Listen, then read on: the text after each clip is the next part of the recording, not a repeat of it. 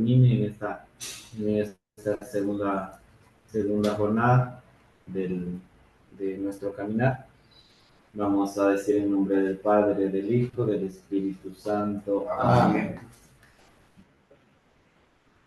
Dios mío y Padre mío, que te conozca y te haga conocer, que te ame y te haga amar, que te sirva y te haga servir, que te alabe y te haga alabar de todas las criaturas. Dame, Padre mío, que todos los pecadores se conviertan, que todos los justos perseveren en gracia, y todos consigamos la eterna gloria. Amén. Vamos a compartir un video que hemos preparado. Creo que se llegará al Padre César.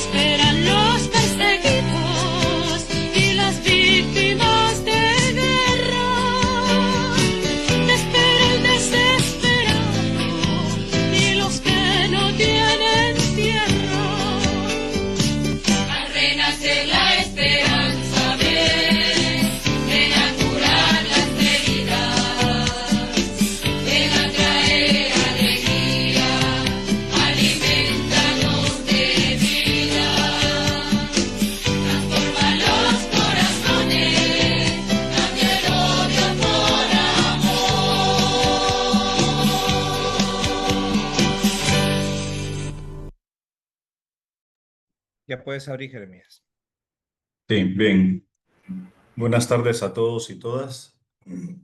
Agradecemos la presencia de ustedes para compartir con nosotros esta segundo día de las jornadas de reflexión, espiritualidad en nuestra provincia. Agradecidos también con los laicos, las laicas que se han unido también a estos espacios.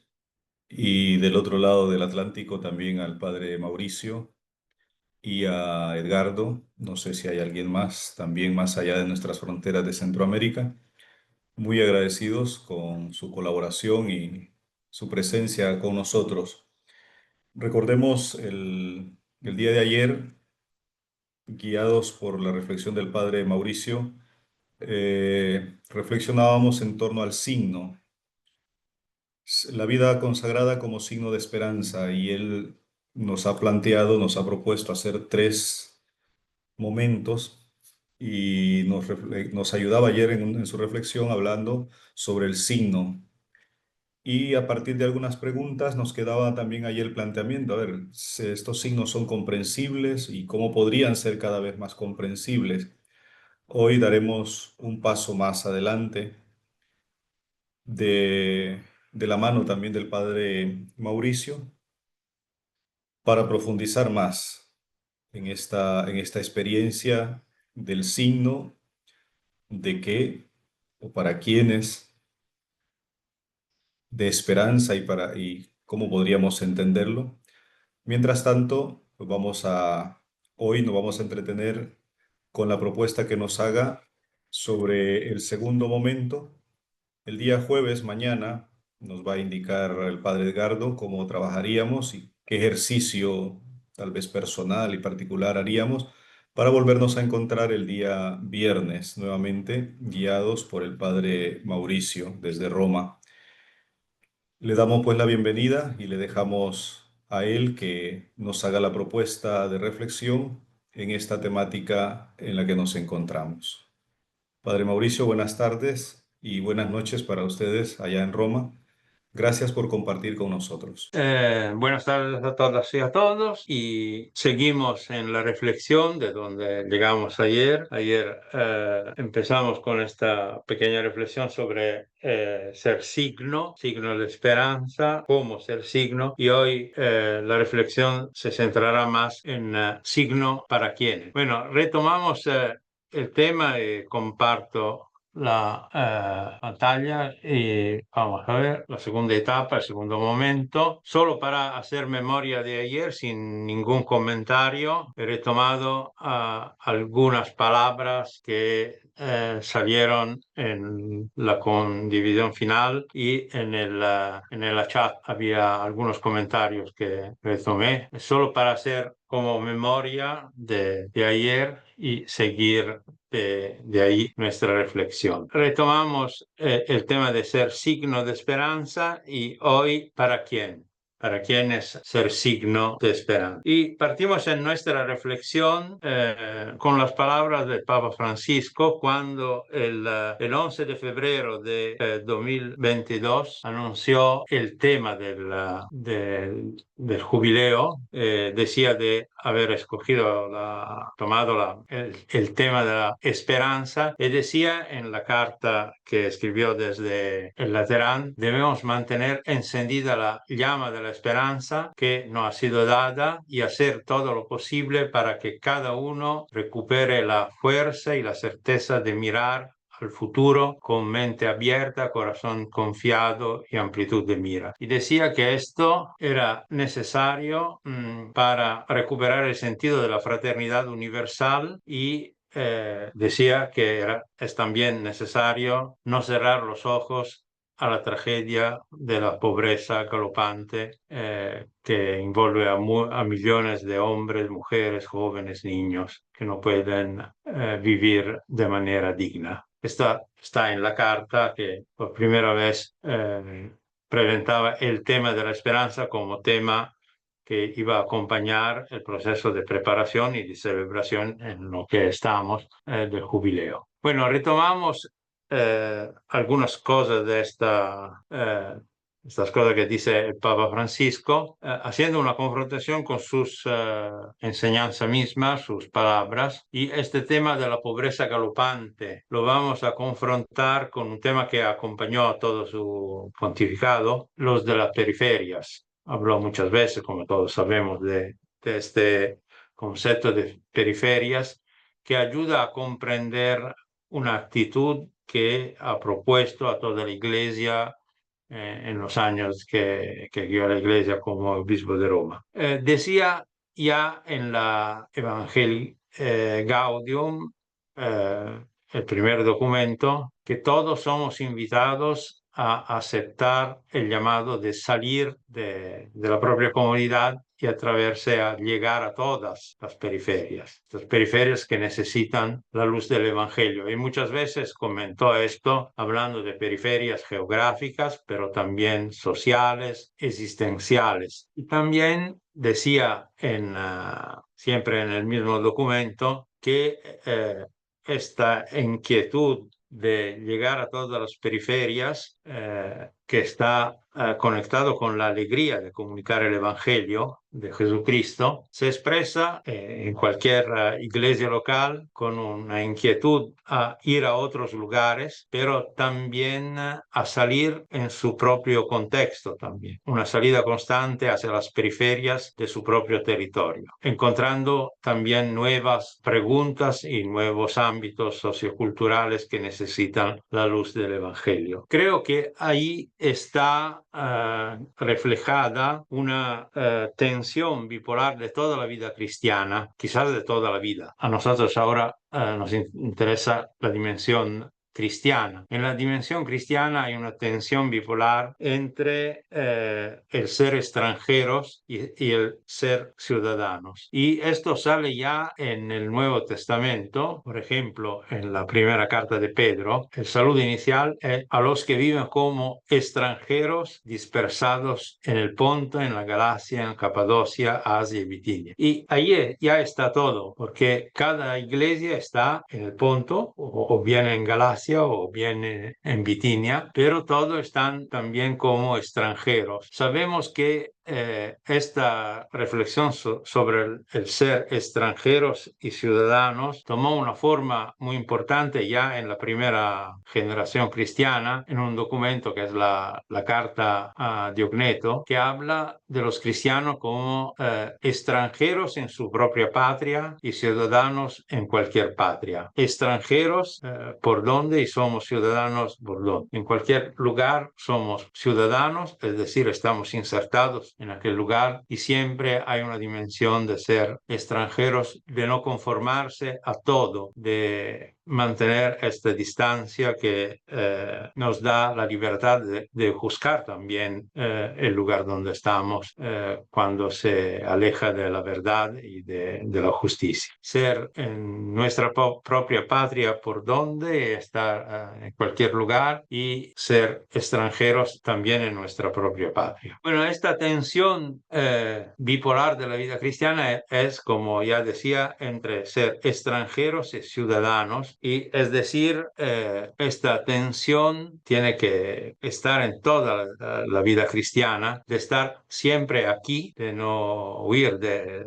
nuestra propia responsabilidad aquí donde nosotros estamos, pero de estar siempre en todas partes. Y esta es la dimensión católica, estar en cualquier lugar, siempre con una mirada más amplia, pero una mirada amplia que no nos aleja del lugar donde estamos. Y esto lo expresó bien el Papa Francisco, siempre en el documento, la exhortación sobre la alegría del Evangelio, cuando nos invita a ampliar la mirada, no fijarse siempre solo en lo pequeño, mantener también esta mirada amplia para reconocer un bien mayor, pero hacerlo sin evadirse, sin desarraigos. Arraigados en nuestro lugar, tener una mirada siempre más amplia. Esta tensión bipolar entre el aquí y en todos lugares nos ayuda a ver todas las necesidades de luz del Evangelio, que son muchas. Todas estas periferias que están lejos de nosotros, pero también muy cerca de nosotros. Estar en periferia no es simplemente algo geográfico, es una actitud de toda la vida, de ver todas estas necesidades que están lejos y cercanos, que reconocemos siendo ciudadanos de nuestro país o del país donde vivimos, y también extranjeros con una mirada que reconoce y que no se conforma a todo, que reconoce siempre la necesidad de ir más allá. Y esto en la vida religiosa toma una forma muy importante que acompaña toda su experiencia hasta hoy, que podemos expresar quizás con una expresión que requiere un poco de explicación, una tensión entre la encarnación. Esto creo que por todos es más claro, estar muy encarnados en la realidad donde estamos, pero también una experiencia que acompaña a la vida religiosa, bueno, acompaña toda la vida cristiana, pero toma una fuerza particular en la vida religiosa que la tradición llamó xeniteia, el ser extranjeros, que quizás podríamos poner ahí consagración u otras cosas, pero como algunas expresiones son poco abusadas, se utilizan mucho y quizás se han convertido en expresiones que son un poco ambiguas, es decir, no malas palabras, son ambiguas, tienen más significados. Xeniteia significa precisamente ser extranjeros, vivir desde nuestra propia vocación, el ser signo de algo o de alguien que está más allá de nosotros. Y esto se expresa en las diversas formas de vida consagrada. Es claro que, por ejemplo, los monjas pueden expresar mejor o más la dimensión de la extraneidad, estar extranjeros, y el misionero puede expresar más la dimensión de la encarnación, pero no es simplemente de formas distintas de vida consagrada, sino de todas formas de vida consagrada y de vida cristiana. Siempre el cristiano está encarnado, su propio contexto, en su propio lugar, y siempre es extranjero ahí. Y esto lo expresa toda la vida cristiana y de una forma particular la vida consagrada por su manera de ser. Y esto puede nos ayudar a mantener esta dimensión crítica de juicio sobre lo que está cerca de nosotros y lejos de nosotros, y que necesita esta luz del Evangelio, y puede indicar cómo ser signo para quienes ser signos. Ser signo, y de la manera que utilizábamos ya ayer, signo que es realidad.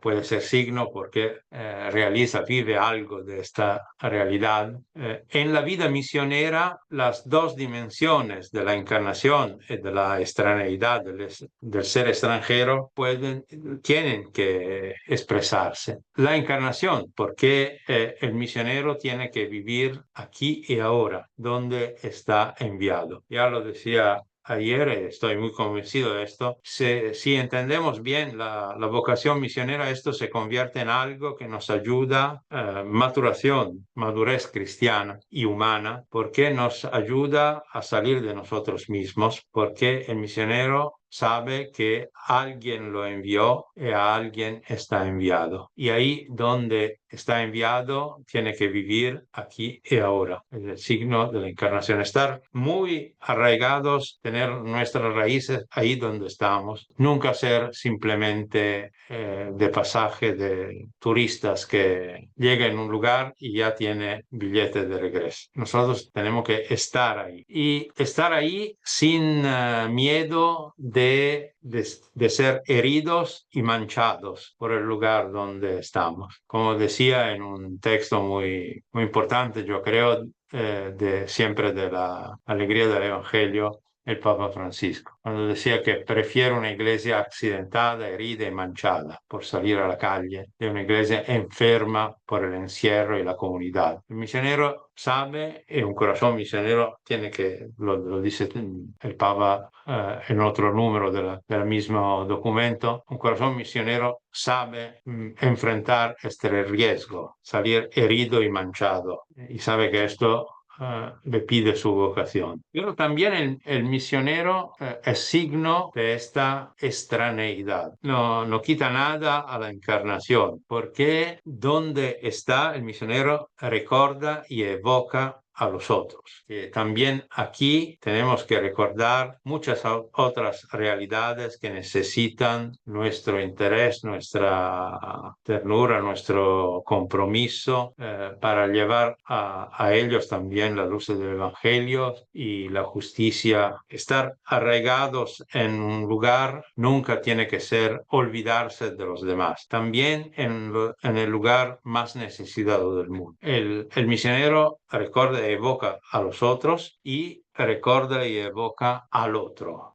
El signo de la fe que ya decíamos ayer. Y a la luz de esto, yo creo que podemos subrayar para quienes, o al menos algunos elementos para reconocer a quienes somos enviados para ser signo de este otro, para recordar todos los otros arraigados y comprometidos con él, con el lugar y con las personas a las que estamos enviados. Ante todos, como ya como decía expresamente el Papa Francisco en la carta que recordamos, signo para todo lo que sufren una pobreza galopante. Era la canción de la oración inicial. Recordaba muchas de estas situaciones de pobreza galopante, de pobreza rampante que hay en el mundo, que afecta a millones de hombres, de mujeres, de jóvenes, de niños y que impide de vivir de manera digna. Ser signo de esperanza para ellos, no de ilusión superficial, de esperanza, es decir, de reconocer toda la dificultad que hay, estar cerca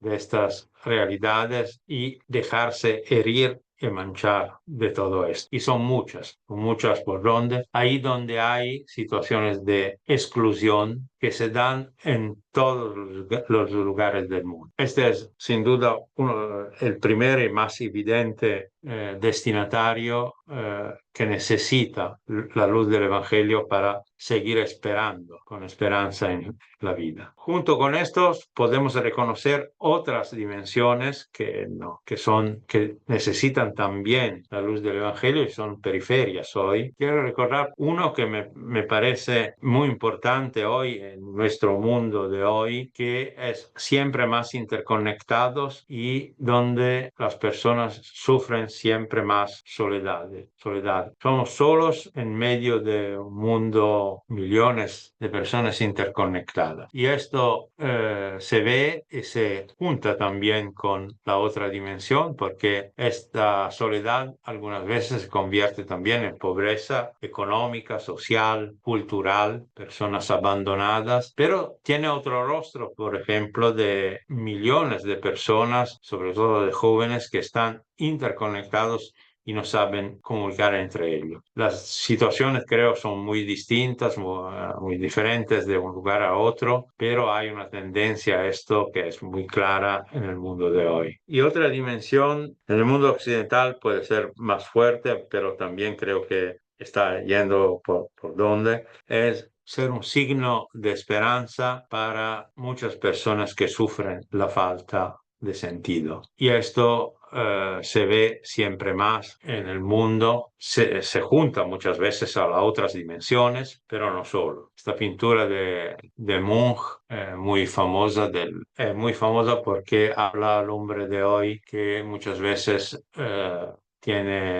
no tiene la capacidad de encontrar el sentido a lo que está viviendo. Y tenemos que recordar que el sentido no lo podemos decidir solo nosotros. El sentido de la vida lo podemos encontrar, no podemos decidir nosotros cuál es el sentido. Y por eso vencer la soledad existencial necesario para ayudar a quienes sufren esta falta de sentido. La soledad existencial muchas veces acaba en un perder el sentido de la vida. ¿Cómo hacer esto? ¿Cómo poder ser un signo de esperanza para todas estas periferias humanas, económicas, geográficas, existenciales, acercándose? Esto creo es la palabra clave, ser cercanos. Y quiero utilizar palabras de un gran maestro, habla de esta necesidad de estar al lado de quienes necesitan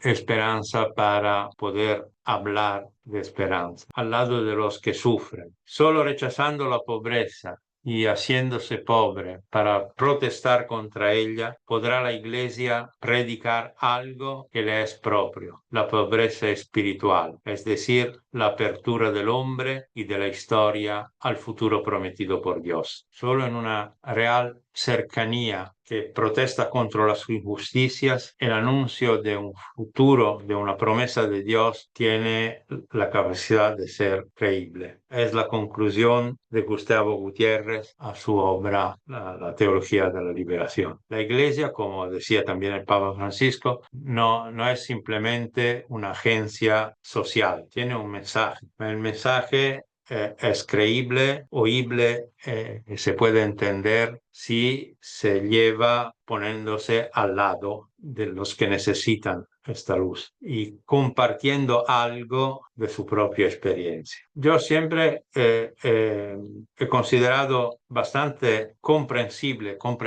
que Gustavo Gutiérrez decidiera de entrar en la orden dominicana, porque la experiencia de domingo, San Domingo, fue precisamente esta. Enviado a predicar a los heréticos del sur de la Francia, muy pobres, pero entendió que si no era pobre él mismo, no podía hablar de forma creíble a esta gente. Un signo de esperanza al lado de lo que sufren, la pobreza económica ante todos, viviendo el sentido de la pobreza en la vida cristiana y religiosa.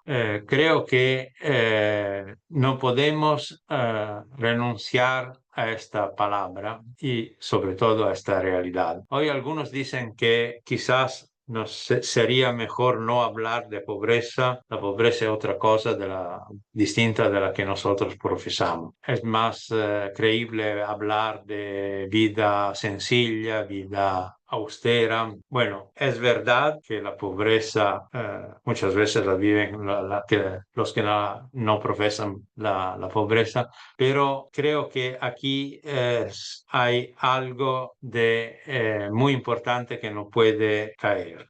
Si la vida cristiana y la vida religiosa no son experiencias fuertes de ponerse al lado de forma voluntaria a los más necesitados, compartiendo algo de su experiencia, renunciamos a una intuición antigua cuanto al Evangelio y dejamos caer la dimensión fundamental del Evangelio, que es la gratuidad, que escribía siempre Gustavo Gutiérrez, hablando de la espiritualidad de la liberación, que es una espiritualidad que tiene una vivencia de la gratuidad. Y esta experiencia de vivir la gratuidad no aleja de los demás y del compromiso en nuestro mundo. Al revés, exige una actitud de vigilancia cristiana. De otra forma, lo decía otro teólogo, y lo cito para decir que no es algo simplemente de América Latina, es algo que acompaña la experiencia de la Iglesia en muchos lugares. Un teólogo muy europeo como Johann Baptist Metz hablaba de una mística con los ojos abiertos. Una mística, una experiencia de encuentro con Dios, tiene los ojos abiertos sobre el mundo. Por eso una teología política.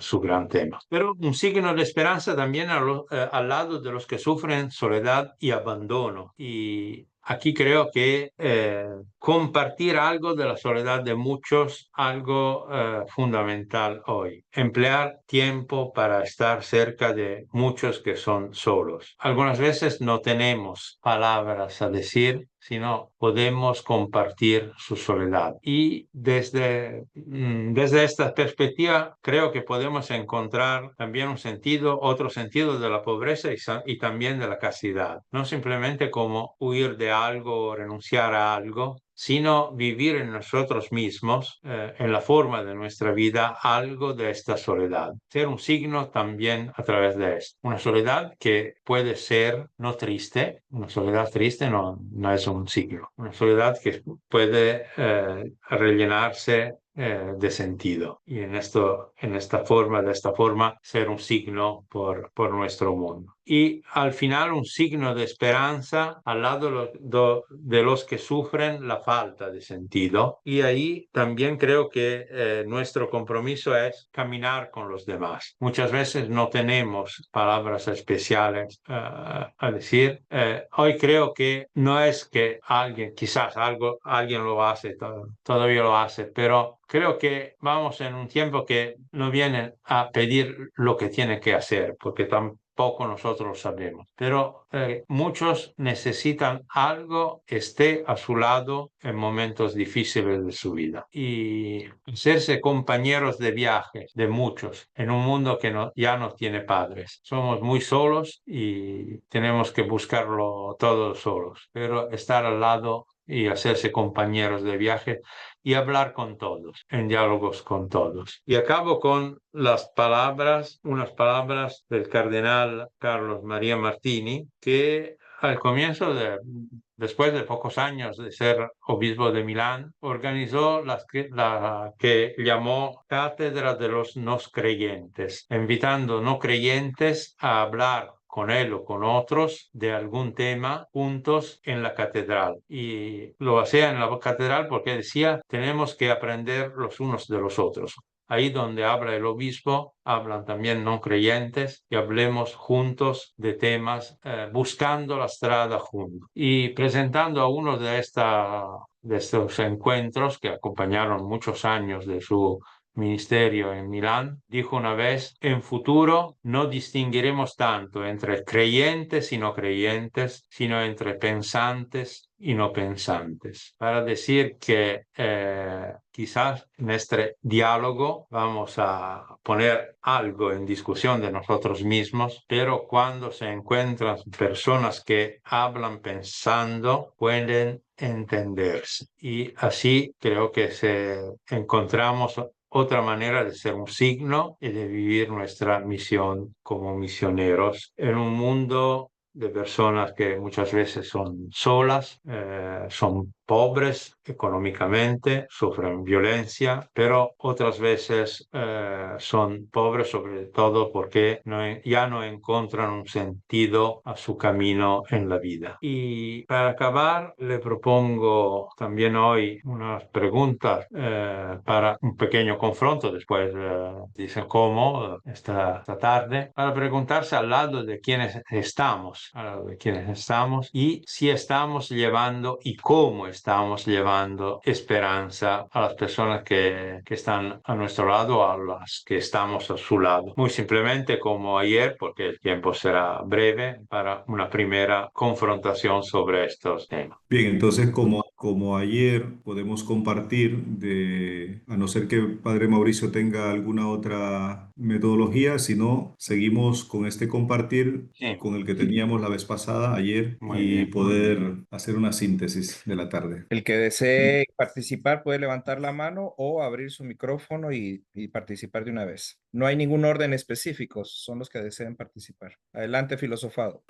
Hola, buenas tardes. En el equipo que nosotros compartimos salieron varias palabras que quisiera hacer eco hoy. En la primera pregunta, que al lado de quienes estamos, consideramos nosotros que estamos al lado de los que más necesitan, de los sencillos, los humildes, los que están olvidados, y salía algunos ejemplos de acompañamiento a migrantes, a los pueblos originarios, a las nuevas generaciones, a los enfermos, a los niños también. Entonces consideramos nosotros como congregación que pues estamos tratando de acompañar especialmente a los más, sin olvidar que estamos pues haciéndolo desde esa vocación que Dios nos ha llamado a servir. En la segunda pregunta que estamos llevando y cómo estamos llevando ese signo de esperanza, lo estamos haciendo salían palabras como la cercanía, el estar primero practicando nosotros, lo hacíamos énfasis aquí en la casa de formación, vivir primero esa cercanía, vivir primero ese servicio, esa comunidad aquí en la comunidad, y que es importante estar arraigados en Cristo para saber qué se está llevando y de qué manera, si no pueden ser palabras vacías, ¿no? Si no solo puede ser repetir. También estar conscientes en dónde estamos, el estar aquí y a la hora, con las comunidades en donde nos envíen, y llevar lo que se vive, solo lo que se vive, especialmente la esperanza. Si se ha vivido la esperanza, si se siente la esperanza, podemos hablar y podemos actuar desde la esperanza. Y también salía también lo importante ver la cercanía de Dios como un padre que acompaña en las diferentes realidades en las que estamos. Adelante, Antonio. Enciende el micrófono. En el grupo donde estamos participando, una compañera expresó que estaba trabajando en una acción social y expresó cómo las personas sencillas nos hacen tener esperanza, y eso es importante porque cada misionero debería reconocer ante todo que es el acercarse al otro, el romper ese espacio que nos separa para crecer en esperanza mutuamente, ¿no? Otra expresó y dijo pues, que en la enfermedad del otro nos acercamos y nos llena de esperanza, que a veces no sabemos el dolor que pueda tener la persona, pero nos da esperanza y nos une. También expresé que mi vida estaba entretejida en ese sentido, ¿no? Primero porque a veces uno quiere buscar afuera lo que tiene muy cerca, ¿no? Y ahí expresé como muchas madres hoy en día educan a sus hijos y son madres sufridas y a veces no tienen nada, pero logran darle por lo menos la vida, que fue mi caso muy personal. Mi mamá me tuvo a los 15 años y no la vi más, pero me crió mi abuela, una señora que era analfabeta, pero me dio esperanza. Y uno a veces piensa que uno va a dar esperanza, pero son otros los que le dan. También en ese sentido, en el área indígena, tuve la experiencia de un joven de 16 años que llegó a la comunidad y decía que quería estudiar. No hablaba español, pero él quería estudiar y tuvo que vencer el aprender la lengua del español, y hoy en día ese joven está en la universidad con su segundo año universitario. Entonces yo pienso que en la segunda pregunta, a veces nuestros cantos a veces no son no muy cristianos. Hay un canto que dice: llévame donde los hombres necesiten mis palabras, ni necesiten mis ganas de vivir. Pero la pregunta es, ¿quién hace vivir a quién? Si el pobre en medio de su pobreza nos hace vivir en la esperanza, o somos nosotros los que vamos a llevar la esperanza. Y ahí compartía con el grupo que es una esperanza compartida en esta caminada, ¿no? Y ahí está la riqueza, ¿no? Y para concluir, con los claretianos aprendí a vivir la pobreza que viví en mi experiencia y que estaba evadiendo porque quería ser religioso, pero los claretianos me situaron en mi realidad y ahí yo pude crecer como persona, teniendo humanidad primero a los más cercanos de mi mamá y después acercarme al área indígena. Anteriormente estaba también en Samaria, un lugar que le dicen Rojo en Panamá, que ahí me permitió crecer como humano y a seguir soñando. Así que yo creo que es una esperanza compartida y bueno, es lo que quería compartir, y lo hago casi forzado porque el grupo decía: Nacho, diga su experiencia, pero yo creo que es eso, no evadir la realidad para crecer humanamente con nosotros que nos ayudan. Muchas gracias. Y no sé si hay alguien más que tiene algo más que compartir. Después de Gerardo, tal vez le damos la oportunidad a Edgardo, que nos va a sugerir un trabajito para mañana jueves, que la mayoría, por lo menos de los clérigos, tendremos que estar atendiendo horas santas, eucaristías y demás. Te escuchamos, Gerardo. Yo quiero ser un poco más breve.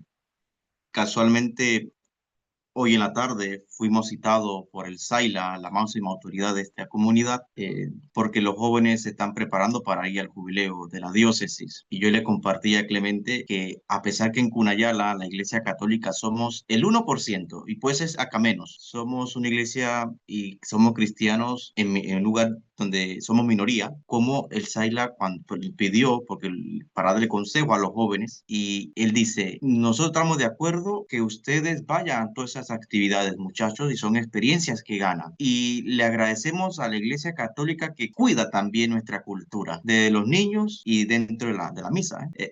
Los SAILAs, o sea, ya con eso me dio como el visto bueno, casualmente hoy, que bueno, somos también signo de esperanza, cuidar su cultura, su identidad, estar en sus luchas, en ese acompañamiento. Bueno, es todo. Muy bien, muchas gracias. Edgardo, si quieres, nos planteas la propuesta. Muchas gracias, buenas tardes para todos por allá.